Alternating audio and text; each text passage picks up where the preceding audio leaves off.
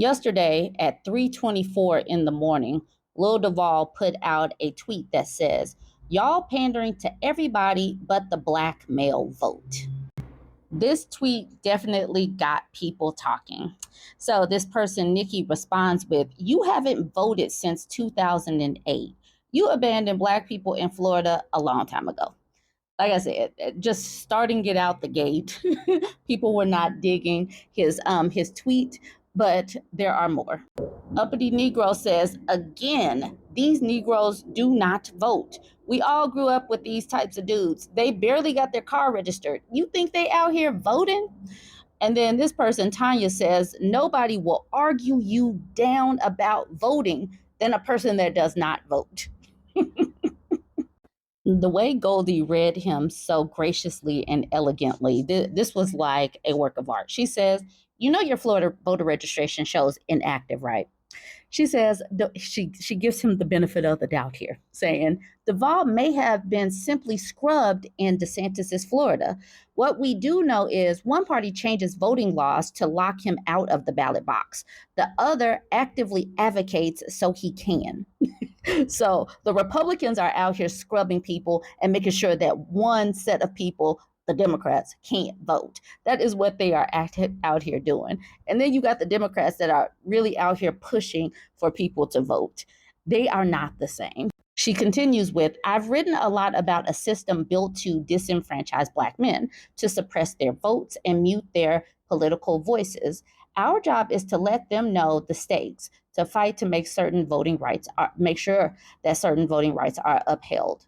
That's the job. I'm not blind to that. I'm also not blind to how her record has been twisted and maligned by some with big platforms peddling misinformation.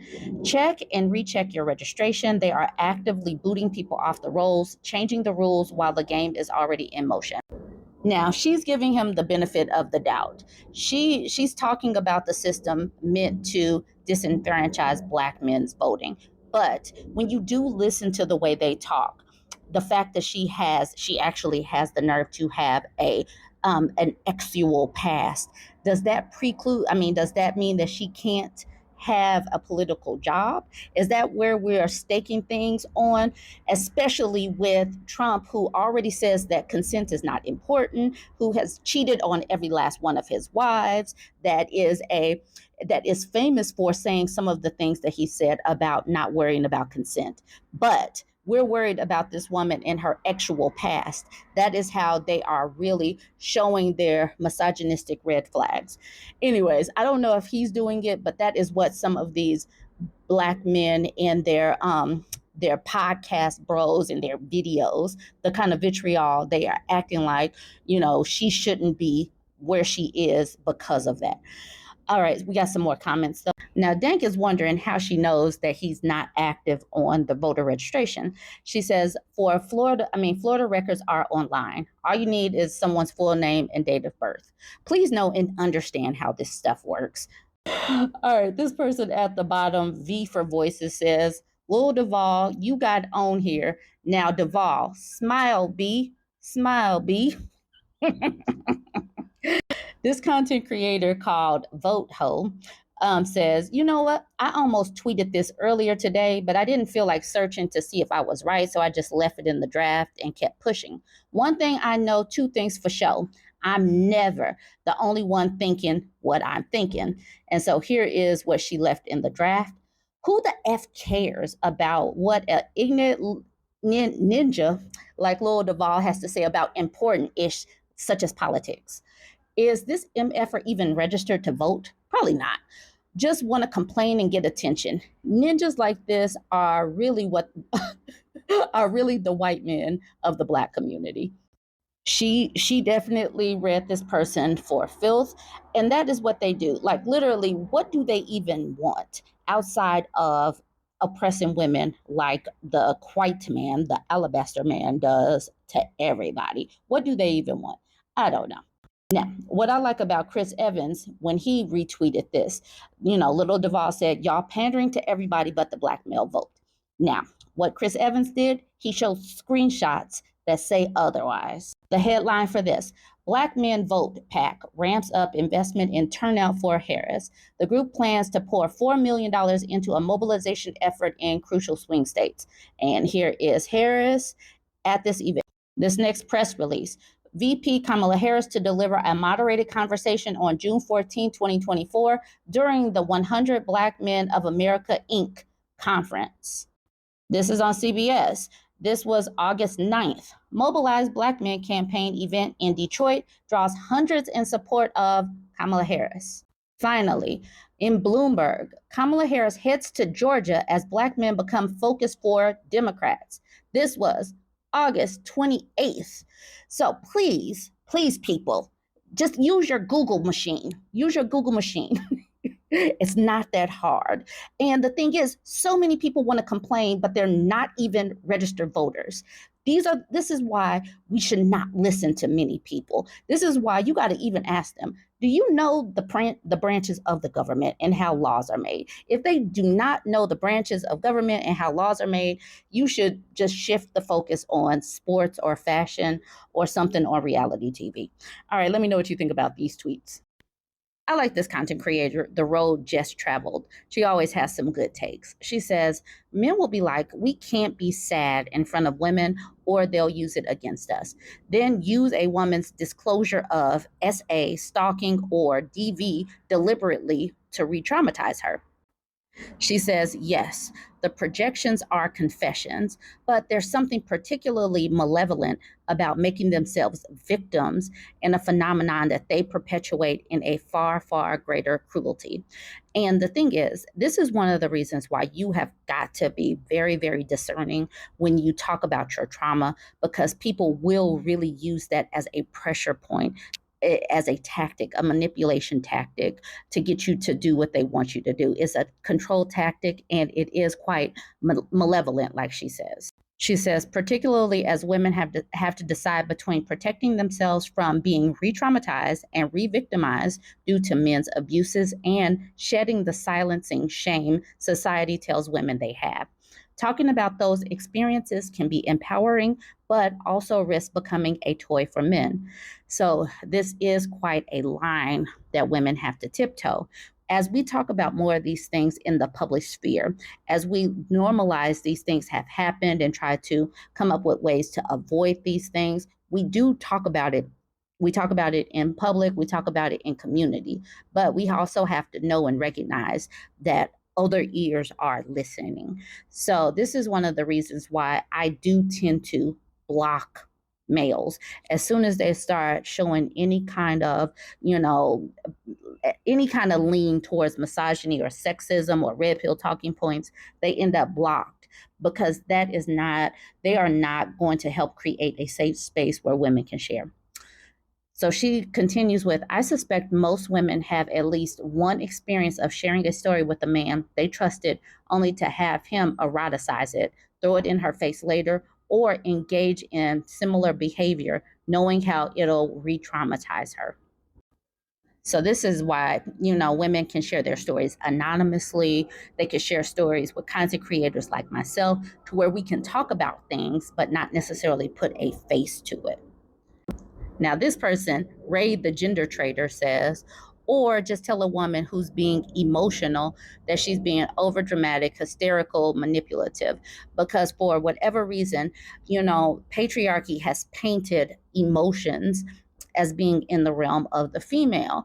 And so this is another one of the ways that the patriarchy harms everybody, because when women have a normal reaction to something that may have happened, she gets painted as he says, as overdramatic, hysterical, or manipulative.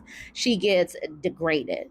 And by the same token, when men have emotions, they get put into the realm of the female or the feminine. They're not allowed to have many emotions outside of anger, passion, or confidence. E.C. McBee says it's a no-win.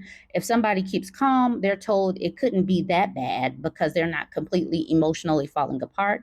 Then if they do show any emotion, they're accused of everything you said. No matter how women act, it'll be used to discredit them.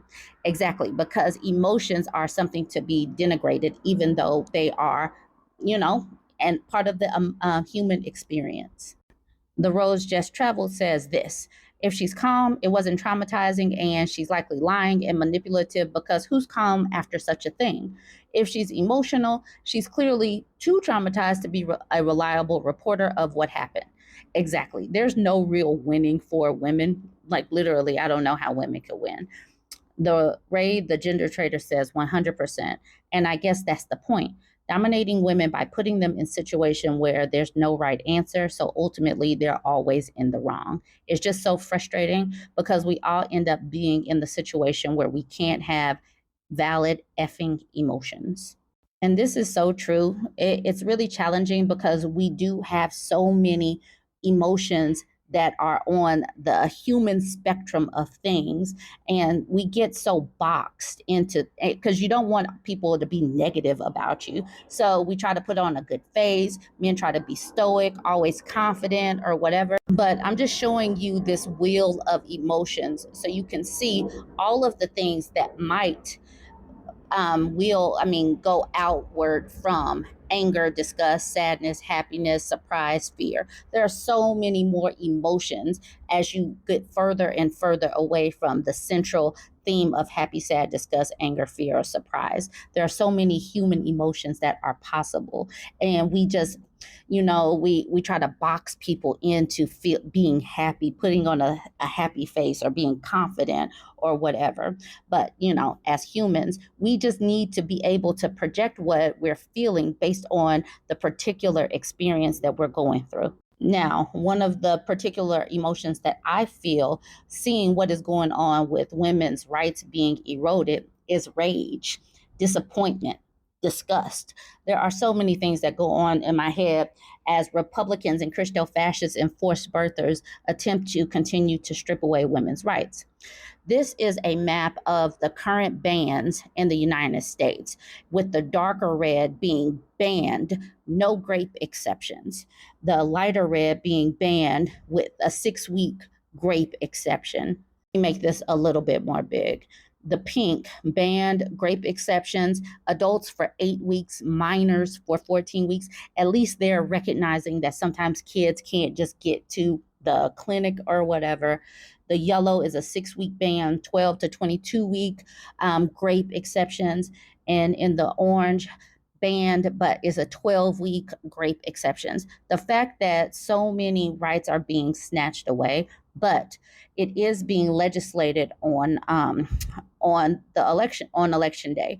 And so women have got to mobilize because what is also on the ballot box is, do you really want your physicians, your OBGYNs, the labor and delivery departments to keep hemorrhaging doctors, physicians, and nurses simply because you live in a Christo-fascist forced birther state?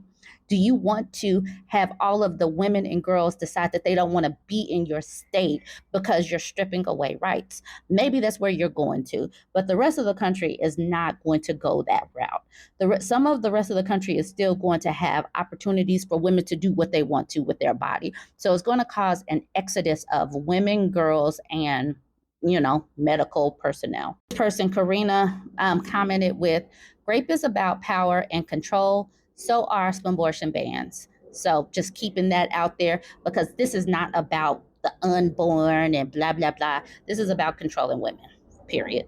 The Road Just Traveled shared this meme saying there's no difference between the person that got a 10-year-old pregnant and the ones trying to make her have the baby. It's all about control. It's all disgusting. It's all about stripping the rights of a 10-year-old for a fetus that's not even yet born. Who cares about what is done to her body and her mind? It's about control. Kelia says, this is the direction the U.S. is headed in, where men pick who they want to have kids with and without the say of the other person. You see how she worded that? Then men can easily abandon them. We're going to end up in a state of terror where the most likely to be graped won't leave home. And so this is out of India Today. It says, minor grape survivor gives birth, gang graped again at Rajasthan hospital. We're going the way of India, and we've already talked about some things that are happening in India, and this is prevalent where grape culture just runs rampant. All right, y'all, join the conversation. Talk about these tweet threads. Let me know what you think. Don't forget to like, comment, and share.